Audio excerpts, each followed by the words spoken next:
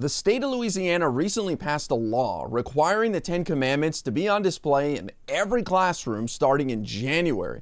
And now other Republican-led states are jealous and want to enact similar laws. And that's where troubled Congresswoman Lauren Boebert comes in. She was recently on Steve Bannon's podcast, outright giddy over this new Ten Commandments law. She was more than happy to lecture the rest of us in a completely tone-deaf way about the declining morals in America.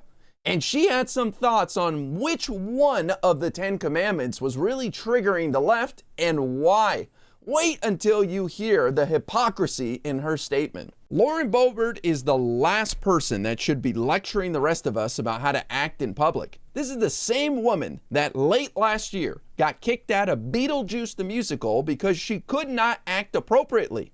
She was groping her date while there were children around, vaping, even though a pregnant woman behind her asked her to please stop, and just overall being disruptive, using her cell phone and talking. And then when she gets kicked out by the manager, she has the audacity to flip off all of the hard-working staff in the building.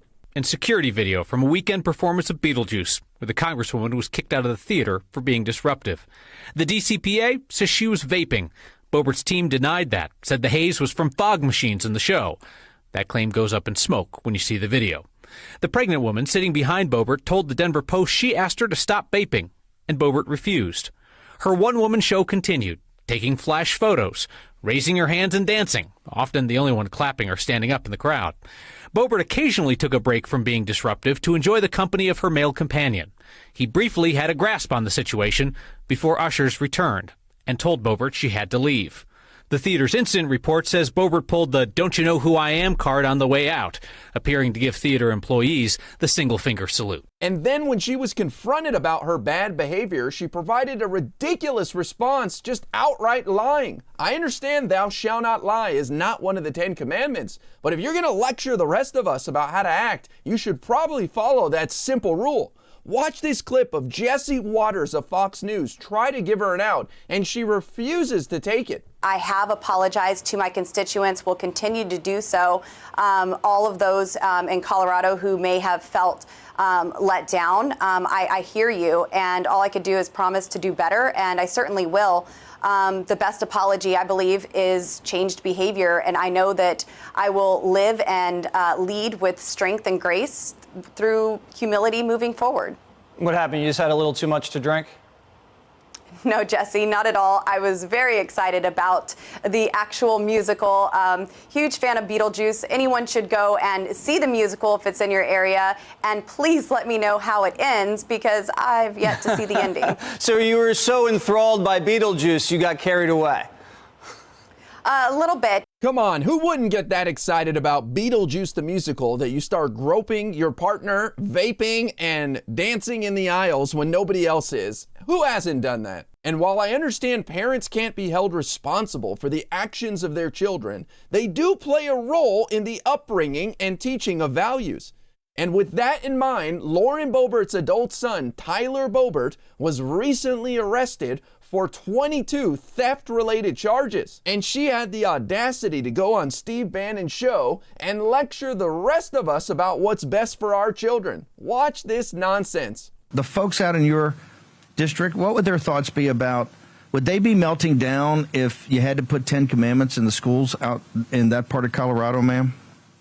Certainly not in rural Colorado and in Colorado's 4th district. I think that this is something that we need all throughout our nation. And I'm so proud of Governor Jeff Landry. He's a wonderful man, a great friend of mine, and I'm glad that he's in that position and taking action, because we need morals back in our nation, back in our schools. And if there's anything that we are going to present in front of our children, it's going to be, it should be the Word of God, because this is the one truth that is never going to change and never going to leave them. It's not some woke fad of the day that you can get canceled for believing in 10 years from now.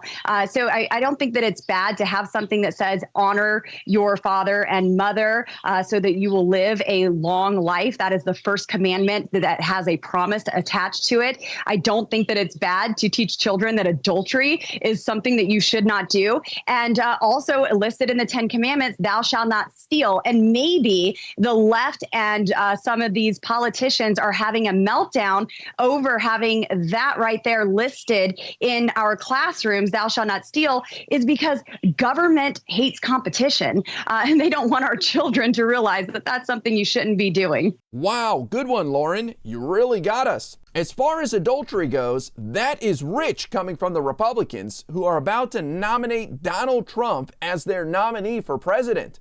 Congresswoman Lauren Boebert should probably spend less time telling Americans how to raise their children and spend more of her energy on getting elected to Colorado's 4th congressional district. She's gonna need all the help she can get.